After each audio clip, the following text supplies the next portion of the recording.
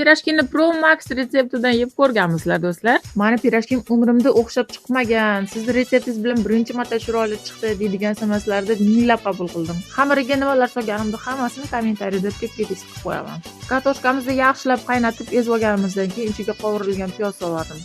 O'sha orada polovinkam kelib, bozorlikchani ko'tga qilib ketdilar. Tarvuzni qaranglar, qanaqa uzunchoq chiroyligina.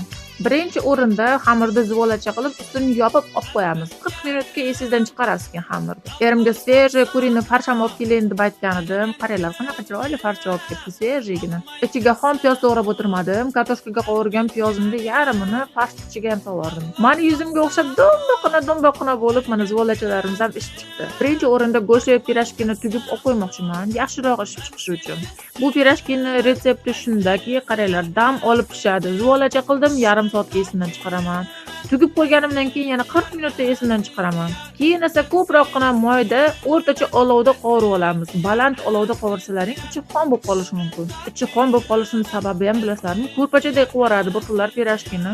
Nachinkasi xamirini bir chekkasida qolib ketadi-da. Menga esa pirojkini xamiri qachasi, nachinkasi ham dobringa solingani yoqadi. Pomidor, chesnokni tezdagina blenderdan o'tkazib yubordim-da, mana sousimiz ham tayyor. Erimda srochniy ishi bilan chaqirib qolgani uchun bollarimizni o'zi mazza qilib yeb olishdi. Aytgancha pirojkini отдельный retseptini esa reels qilib chiqargan.